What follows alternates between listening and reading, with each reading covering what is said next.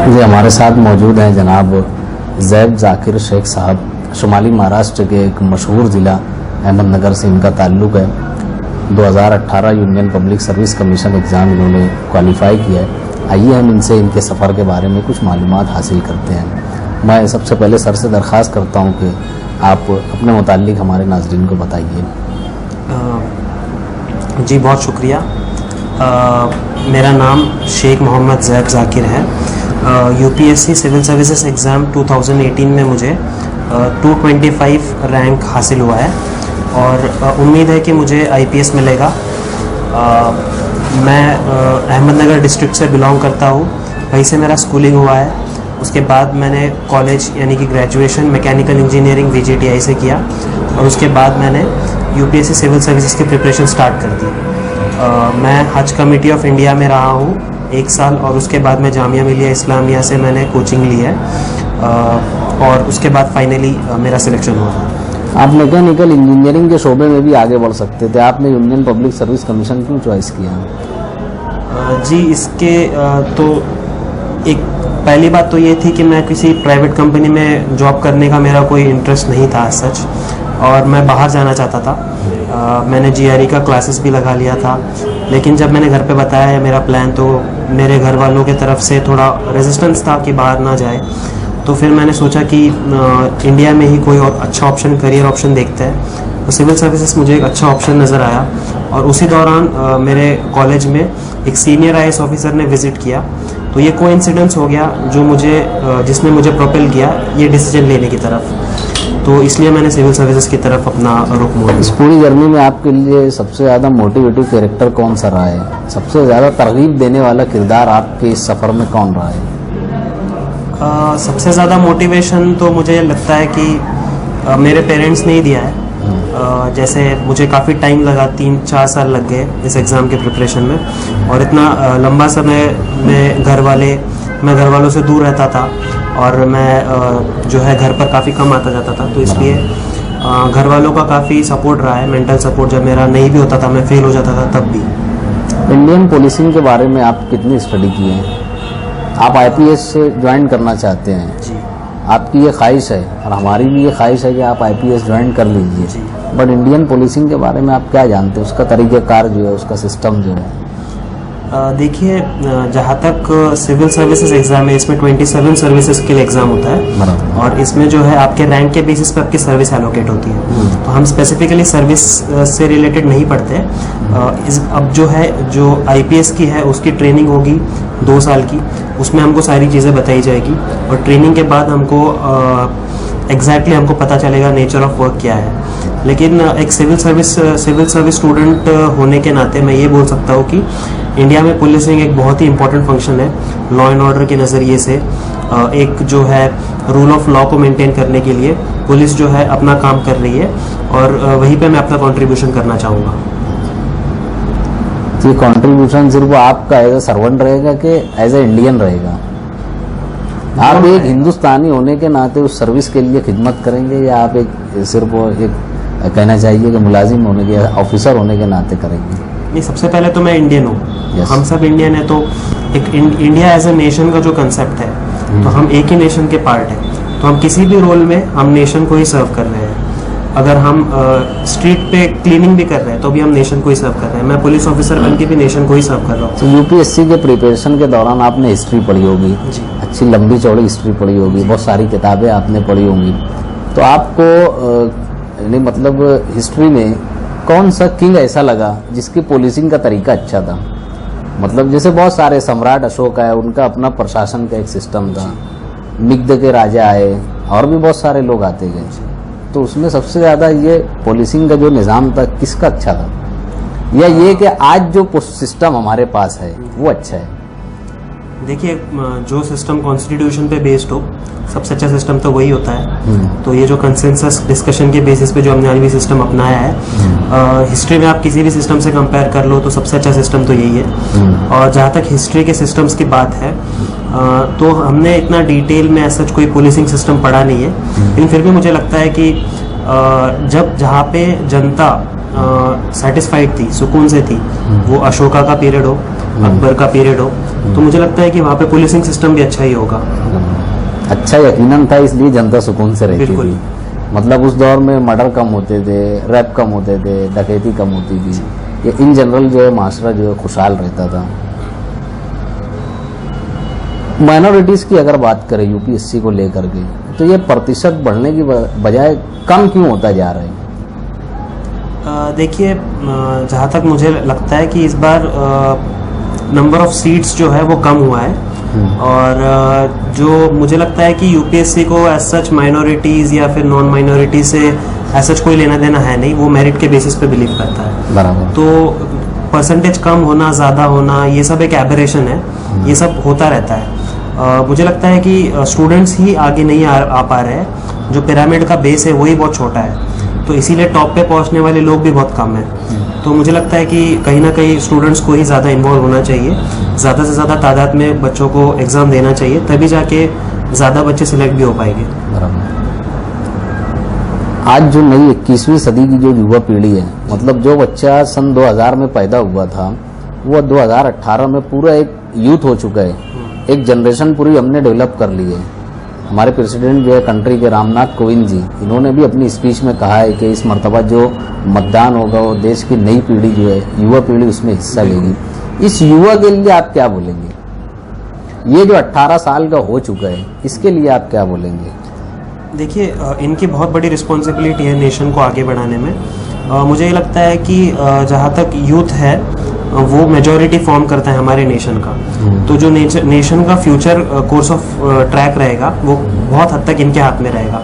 तो मुझे लगता है कि यूथ को सबसे पहली चीज़ है अच्छा एजुकेशन मिलना चाहिए, क्योंकि जब वो एजुकेटेड होगा, और एजुकेशन मैं नैरो सेंस में नहीं कह रहा हूँ, फिर सिर्फ एम्प्लॉयमेंट के लिए नहीं, सारी बातों का education, social reality, political reality, economic reality, जो भी हमारे नेशन के डायमेंशंस है उसको पता होना चाहिए, ताकि वो सही से रैशनल डिसीजन ले सके और अपना कंट्रीब्यूशन कर सके।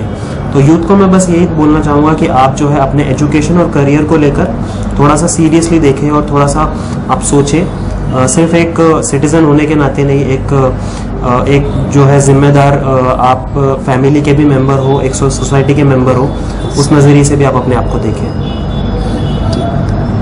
सिस्टम के ऊपर आप, मतलब जो भी आप सिस्टम पढ़े हैं या आपने इस पूरी जर्नी के अंदर जो सिस्टम बुक्स में पढ़ा है, आप भी इस हिंदुस्तान की हिंदुस्तानी शहरी है, आपका कहीं ना कहीं सिस्टम से एक वास्ता हुआ होगा एडमिशन प्रोसेस में, डिग्री हासिल करने के दौरान कॉलेज में, या आपकी अपनी पर्सनल लाइफ में या जनरल लाइफ के अंदर सिस्टम से आपका टकराव जब हुआ या आपका सामना जब हुआ, तो आपका क्या अनुभव रहा? और आपने ये मतलब आपका ज़हन क्या बोलता था आप जब सिस्टम को बहुत अच्छा देखते थे या बहुत ख़राब देखते थे? देखिए, ऑन पेपर तो हम यही चाहेंगे कि आइडियल इंस्टीट्यूशन एस्टैब्लिश हो, आइडियल सिस्टम एस्टैब्लिश हो, लेकिन प्रैक्टिकल रियलिटी में आइडियल एक गोल होता है। It is attainable, it is not attainable as such, but it is a moving target. हम उसकी तरफ बढ़ते रहते हैं। आइडियल सिस्टम होना पॉसिबल बहुत ही मुश्किल है। लेकिन जहाँ तक इंस्टीट्यूशंस की बात है या सिस्टम की बात है, हम ही लोग हैं जो इस सिस्टम को बना रहे हैं। बराबर। तो जब तक हम लोग खुद को, जो भी हम अगर सिस्टम में डिफेक्ट देख रहे हैं, तो ये डिफेक्ट सिस्टम में क्यों है? क्योंकि हमारी वजह से ही है। जब तक हम लोग ही सिस्टम का पार्ट बनकर उसको चेंज नहीं करेंगे, तो सिस्टम को दोष देने में मुझे नहीं लगता अक्लमंदी है। अच्छा, आपकी इस पूरी जर्नी में कोई एक वाक़या तो ऐसा ज़रूर गुजरा होगा जब आप बिल्कुल टूट गए होंगे, साइकोलॉजिकली, फिजिकली, इकोनॉमिकली या मॉरली, आप कहीं ना कहीं टूटे होंगे। उसके बाद फिर वापस से आप रिस्टेबल हुए हैं, अपने आप को आपने जोड़ा होगा, समेटा होगा, जहन को यकजोई यानी कि यकसोई के साथ जो है आप फिर से वापस उस रास्ते पे यूपीएससी के चलना शुरू किए होंगे। तो वो एक वाक़या, कोई एक वाक़या आप शेयर कीजिए ज़रूर। जैसे मैंने इस एग्ज़ाम को बार बार दिया है, और जब पिछली बार मैंने बहुत एक दो बार मेरा नहीं हुआ, उसके बाद मैंने जो मेरी मिस्टेक्स थी उनको रेक्टिफाई किया, और उन पर मैंने बहुत मेहनत की, बहुत काम किया। लेकिन उसके बाद भी जो है, एक साल के बाद पूरी मेहनत करने के बाद भी मेरा नहीं हुआ, तो उसके बाद ये आदमी को खुद के ऊपर डाउट आने लगता है कि क्या मैं केपेबल हूँ, मुझसे ये हो पाएगा, नहीं हो पाएगा। और आप अंदर से बिल्कुल एक हॉलोनेस फील करने लगते हो, आपको अपने पोटेंशियल पे डाउट होने लगता है, और आप ये सोचते हो कि एक पल के लिए कि बस छोड़ दे, कहीं और कुछ देख लेते हैं। तो इसलिए मेरा जब लास्ट टाइम नहीं हुआ था तो मैंने ये सोचा था कि मैं घर चला जाऊंगा, अगर घर से मैं कुछ और देख लूँगा, जॉब वॉब करूँगा कुछ। मैं एक जॉब फेयर में भी गया था जॉब लेने के लिए, लेकिन फॉर्चुनेटली वहाँ पे भी मुझे कोई जॉब नहीं मिला। और इसके बाद जो है मैंने सोचा कि चलो फिर से एक अटेम्प्ट दे ही देते। घर वाले भी मेरे राज़ी नहीं थे, लेकिन घर वालों को भी मैंने कन्विंस किया। मेरे पेरेंट्स ने भी बोला कि ठीक है एक लास्ट बार ट्राई करो। फिर मैं फिर से दिल्ली चला गया। अब दिल्ली में इस बार भी जो मिस्टेक्स मुझे लगा, मैंने उन पर बहुत काम किया, बहुत मेहनत की, और एक जो आत्मविश्वास के साथ मैंने इस बार एग्ज़ाम दिया। और अल्लाह का शुक्र है कि आज जो रिज़ल्ट है वो आप लोगों के सामने है। इस कामयाबी में तकदीर का दखल कितना रहता है, लक फैक्टर जिसे कहा जाता है? देखिए, लक फैक्टर तो है, इसको डिनाई नहीं कर सकते, लेकिन लक फैक्टर पे तब रिलाई करो जब आपका हार्डवर्क पूरी तरह कंप्लीट हो जाए। आप अपना जो है अपनी तरफ से पूरी कोशिश दे दो, उसके बाद आप लक की बात करो। आप पहले ही अपना फुल नहीं दोगे और जब आपका नहीं होता है तो आप बोलोगे कि लक की वजह से नहीं हुआ, ये तो मुझे लगता है कि ये सही बात नहीं है। तो आपका बेसिक एजुकेशन कौन से लैंग्वेज में हुआ है? मेरा इंग्लिश मीडियम से हुआ है। शुरू से आप इंग्लिश मीडियम से? क्या आपको ऐसा लगता है कि उर्दू मीडियम के बच्चे भी ये एग्ज़ाम क्रैक कर लेंगे? बिल्कुल कर सकते हैं। कई मेरे फ्रेंड्स हैं जिन्होंने उर्दू ऑप्शनल लेके क्रैक किया है, और उर्दू मीडियम से लिखकर भी लोगों ने इंटरव्यू दिया है, और काफ़ी कम मार्क्स से उनका जो है सिलेक्शन रहा है। और इसके पहले भी एग्जाम्पल रहे हैं जिन्होंने उर्दू मीडियम से क्वालिफाई किया है। ये जो डर है, यूपीएससी जो है उसको लैंग्वेज से कोई लेना देना नहीं, उसको मेरिट चाहिए, उसको अच्छे स्टूडेंट्स चाहिए, उसको अच्छे कैंडिडेट्स चाहिए जो डिस्ट्रिक्ट को हैंडल कर सकें। उसको लैंग्वेज से कोई मतलब नहीं है। Language does not certify your competence, your intelligence. Interview में आपसे कुछ पूछा गया होगा करंट अफेयर पे कोई एक सवाल, और आप उसने उसका बैलेंस आंसर दिया होगा, बिल्कुल मुतवाज़िन जवाब दिया होगा, आप बताइए। मुझसे ये पूछा था कि जैसे मेरा ताल्लुक़ रहा है हैंडीकैप सोसाइटी से, मैं एसोसिएशन रखता हूँ, तो मैंने वहाँ पे काफ़ी काम भी किया है मेरे फाइनल ईयर में। तो उससे रिलेटेड मुझे पूछा था कि आप यूपीएससी बिल्डिंग में आए हो, क्या आपको लगता है कि ये बिल्डिंग जो विकलांग है या दिव्यांगजन लोग हैं उनके लिए क्या ये एक्सेसिबल है? तो मैंने बताया कि जी हाँ, ये बहुत ही एक्सेसिबल बिल्डिंग है। यहाँ पे हमारे पास रैम्प्स है, बड़े बड़े डोर्स हैं, टाइल्स है, अलग अलग ब्लाइंड जो विजुअली चैलेंज्ड लोग हैं उनके लिए टाइल्स है, अलग अलग डिसेबिलिटीज़ के लिए अलग अलग प्रोविजंस हमने यहाँ पे किया हुआ है। तो मैम ने मुझसे ये पूछा कि इसके अलावा और क्या क्या करना चाहिए। तो फिर मैंने बताया कि बहुत सारी चीज़ें हैं यहाँ पे जो हम एडिशनली कर सकते हैं इन चीज़ों के अलावा। तो ये सुनकर मैम सेटिस्फाइड थी कि ये नहीं है कि बस आपको पता होना चाहिए, बट आपका ऑब्जर्वेशन भी बहुत अच्छा होना चाहिए आपकी सराउंडिंग्स का। आपकी अपनी मातृभूमि जिसे कहेंगे, जन्मभूमि, मातृभूमि अहमदनगर डिस्ट्रिक्ट है, आपके डिस्ट्रिक्ट से जुड़ा हुआ कोई सवाल पूछा गया होगा। वहाँ पे शुगर उत्पादन ज़्यादा होता है आपके यहाँ पे, तो शेतकरी के मसाइल होते हैं, शेतकरी आत्महत्या करता है वहाँ पे। मैं एक्सपेक्ट कर रहा था कि मुझे अहमदनगर पे क्वेश्चन पूछे या महाराष्ट्र से रिलेटेड कोई क्वेश्चन पूछे, लेकिन मुझे कोई क्वेश्चन पूछा नहीं गया उससे। आपकी अपनी मातृभूमि का कोई क्वेश्चन नहीं पूछा गया। और कोई ऐसा सवाल जो आप शेयर करना चाहेंगे? मेरा जो ऑप्शनल सब्जेक्ट रहा है वो फिलोसफी रहा है। बराबर। तो एक बहुत ही इंटरेस्टिंग क्वेश्चन उन्होंने पूछा कि किसी भी ग्रेजुएशन या पोस्ट ग्रेजुएशन होने के बाद जो आपको डिग्री मिलती है वो एमफिल की या पीएचडी की डिग्री मिलती है। तो सपोज आपने इकोनॉमिक्स में भी ग्रेजुएशन किया है या सोशियोलॉजी में भी किया है, तब भी आपको डिग्री मिलेंगी मास्टर ऑफ फिलोसफी या डॉक्टरेट ऑफ फिलोसफी। बराबर। तो ये क्यों होता है? आप कोई भी ग्रेजुएशन में कोर्स कर रहे हो लेकिन डिग्री आपको फिलोसफी की मिल रही है, तो ये क्यों हो रहा है? मेरा सब्जेक्ट फिलोसफी था, तो इसका आंसर मैंने कुछ इस तरह से दिया था कि कोई भी सब्जेक्ट जो है, जैसे philosophy is the mother of all subjects, और कोई भी सब्जेक्ट में जब आप कॉम्प्रिहेंसिवली उसको पढ़ते हो, उसमें एक लेवल आप जब अचीव कर लेते हो तो आप फिलोसफी की तरफ मूव करने लगते हो। तो whenever a subject is studied in much more depth, its understanding becomes comprehensive and we enter into a new realm, जो अभी तक जो हमने डिस्कवर नहीं किया है उस एरिया में हम जाते हैं, और वो एरिया होता है फिलोसफी का। तो शायद इसीलिए हमको फिलोसफी की डिग्री दी जाती है। आपने हज कमेटी क्यों छोड़ दी, फिर आप दिल्ली क्यों चले गए थे?